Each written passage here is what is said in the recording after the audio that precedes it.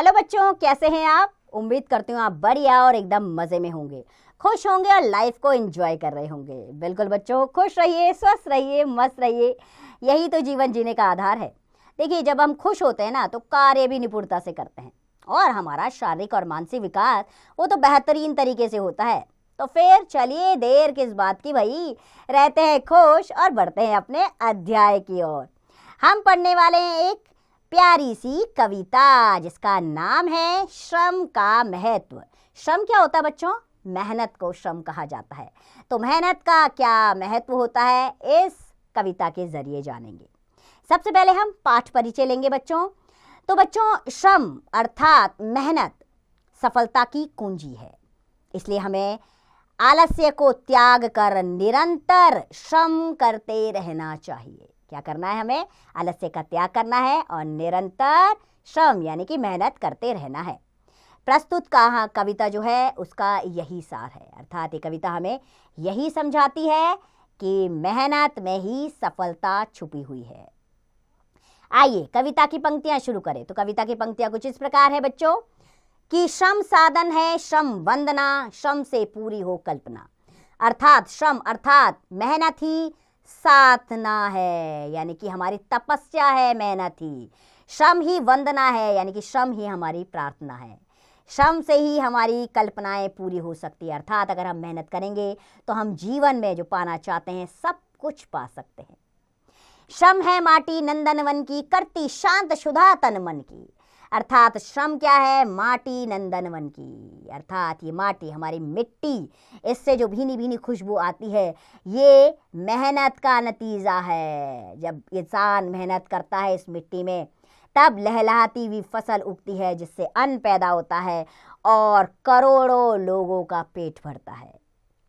यह हमारी क्षुधा शांत करती है। क्षुधा यानी कि हमारी भूख को शांत करने का कार्य करती है। श्रम है मूल मंत्र जीवन का, श्रम से तोड़ रहा गिरी तिनका। अर्थात ये श्रम मेहनत ही है मूल मंत्र जीवन का। अर्थात अगर हम जीवन में मेहनत नहीं करेंगे तो जीवन में आगे बढ़ पाना हमारे लिए मुश्किल हो जाएगा।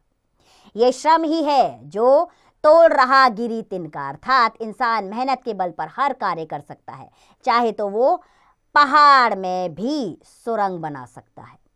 श्रम से हर मंजिल आसान, श्रम से मानव बने महान। श्रम अर्थात मेहनत से ही उसकी हर मंजिल आसान बनती है। श्रम से ही मानव जो है वो महान बनता है। जो इंसान मेहनत के पथ पर चलता है उसका कोई भी बाल बिबाका नहीं कर सकता और उसे अपने लक्ष्य तक पहुंचने तक कोई भी नहीं रोक सकता। ये कविता हमें बार बार यही सीख दे रही है बच्चों। श्रम से जो भी नाता रखता जीवन पथ पर कभी न थकता। अर्थात श्रम से जो भी अपना नाता स्थापित करता है वो अपने जीवन पथ अर्थात अपने उद्देश्य पर कभी नहीं हारता। अर्थात वो अपने रास्ते पर कभी नहीं थकता, निरंतर आगे बढ़ता रहता है। श्रम से तुम भी नाता जोड़ो, आलस्य से हर बंधन तोड़ो। श्रम पर सारी दुनिया वारी, श्रम पर भारत माँ बलिहारी। अर्थात बच्चों, श्रम अर्थात मेहनत से तुम सब भी अपना नाता जोड़ो और आलस्य को अपने जिंदगी से दूर हटा दो, उससे बंधन तोड़ डालो। श्रम पर अर्थात मेहनत पर ये सारी दुनिया वारी है। अर्थात सारी दुनिया मेहनत पर विश्वास करती है। श्रम पर ही माँ बलिहारी है। हमारी भारत माँ भी इस श्रम पर ही बलिहारी है। अर्थात अपने भारत देश को हमें विकास के रास्ते पर पहुंचाना है, ऊंचाइयों के शिखर पर ले जाना है। ये कार्य तभी संभव हो पाएगा बच्चों जब हम श्रम का रास्ता अपनाएंगे। हर देशवासी को ये प्रण करना होगा कि उसे मेहनत के सफर पर आगे चलते हुए अपने देश को सर्वश्रेष्ठ स्थान प्राप्त करवाना है और ये कार्य हम सब भारतवासी मिलजुल कर सकते हैं। तो आइए हम सब प्रण लें कि हम कभी भी मेहनत से जी नहीं चुराएंगे और आलस्य को दूर भगा के निरंतर मेहनत करेंगे और अपने लक्ष्य तक अवश्य पहुंचेंगे। मुझे पूरी उम्मीद है यह कविता आपको अच्छी लगी होगी बच्चों। इस कविता से हमें क्या सीख मिलती है? इससे हमें सीख मिलती है कि हमें मेहनत से बढ़कर लक्ष्य प्राप्ति का कोई और साधन नहीं मिल सकता। हमें जीवन में हमेशा मेहनत करनी चाहिए।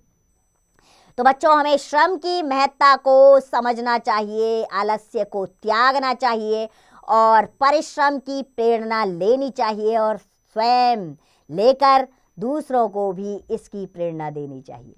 तो आइए हम सब संकल्प करें कि हम श्रम का साथ कभी नहीं छोड़ेंगे, हमेशा अपने पथ पर आगे बढ़ेंगे। आइए प्यारी सी कविता के साथ बढ़ चलते हैं प्यारे से प्रश्न उत्तर की ओर। पहला प्रश्न मौखिक प्रश्न है। इसमें पहला प्रश्न आ रहा है बच्चों, सभी कल्पना किससे पूरी होती है? तो सभी कल्पना श्रम से पूरी होती है। इसी प्रकार बाकी के प्रश्नों के उत्तर स्वयं देंगे आप। दूसरा प्रश्न आ रहा है आपका विकल्प वाला प्रश्न है। 4 ऑप्शन दिए गए हैं, सही ऑप्शन चुनना है। इसमें पहला प्रश्न है आपका, श्रम के द्वारा हर मंजिल हो जाती है भारी, मुश्किल, आसान, उबड़ खाबड़। तो तीसरा विकल्प सही है, सारी मुश्किल आसान हो जाती है। इसी प्रकार बाकी के प्रश्नों के उत्तर आप स्वयं देंगे। तीसरा प्रश्न, कविता की पंक्तियां पूरी कीजिए। श्रम साधन है, आगे क्या लिखेंगे? श्रम साधन है, श्रम वंदना, श्रम से पूरी हो कल्पना। इसी प्रकार बाकी की पंक्तियां आप स्वयं पूर्ण कीजिएगा बच्चों। हम अगले प्रश्न की ओर बढ़ते हैं। हमारा अगला प्रश्न है, इसमें आपने क्या करना है? प्रश्नों के उत्तर लिखित रूप में देने हैं। पहला प्रश्न आ रहा है इसमें, श्रम क्या शांत करता है? श्रम हमारी क्षुधा अर्थात पेट की अग्नि को शांत करता है। इसी प्रकार बाकी के प्रश्नों के उत्तर स्वयं दीजिएगा। चलिए अगला प्रश्न आ रहा है, कल्पना की उड़ान। चित्र देखिए और सही का निशान लगाकर बताइए कि कौन कौन मेहनत कर रहा है। ठीक है, कौन कौन मेहनत कर रहा है? देखिए प्रथम क्या है, किसान खेत में हल चला रहा है, तो इस पर तो आप सही का निशान लगा दीजिए। बाकी के चित्रों को देखिए और निशान स्वयं लगाइए। आइए भाषा के बारे में चलते हैं। यहाँ पर व्याकरण से संबंधित प्रश्न आ रहा है, जिसमें पहला प्रश्न है, ई की मात्रा वाले शब्दों को ई से तथा ई की मात्रा वाले शब्दों को ई से मिलाइए। यानी कि छोटी ई से छोटी वाले शब्द मिलाने हैं और बड़ी वाले शब्दों को बड़ी से मिलाना है। जैसे कि माटी, माटी को किससे मिलाएंगे? कभी, इसमें बड़ी की मात्रा आ रही है। ठीक है, माटी, माटी किसमें बड़ी की मात्रा आ रही है, तो इसे बड़ी से मिला दीजिए। इसी प्रकार बाकी के शब्दों को आप स्वयं मिलाएंगे। दूसरा प्रश्न, समानार्थी यानी कि पर्यायवाची शब्द पर गोला लगाना है। तन, तन का पर्यायवाची है जंगल, शरीर, नाव, तो तन का पर्यायवाची होता है बच्चों शरीर। इसी प्रकार बाकी के शब्दों पे गोला आप स्वयं लगाएंगे। तीसरा प्रश्न है, वाक्य प्रयोग करना है इसमें। पहला प्रश्न है, वंदना, हमें ईश्वर की वंदना करनी चाहिए। इसी प्रकार बाकी के शब्दों के वाक्य प्रयोग आप स्वयं करेंगे।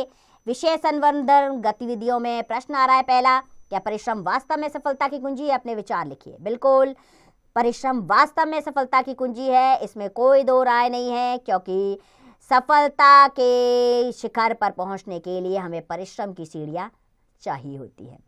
दूसरा प्रश्न है, उन कार्यों की सूची बनाइए जो आप स्वयं करते हैं। ये तो आसान काम है, आप उनकी सूची बहुत फटाफट बना सकते हैं। तो ये कार्य अभी से करना शुरू कर दीजिए। उम्मीद करती हूँ ये कविता आपको पसंद आई होगी और आपको अच्छी लगी होगी। तो इसे कंठस्थ जरूर कीजिएगा, अपने मित्रों को सुनाइए, अपने माता पिता को सुनाइए और खुश रहिए, स्वस्थ रहिए, मस्त रहिए और इसका अभ्यास करते रहिए।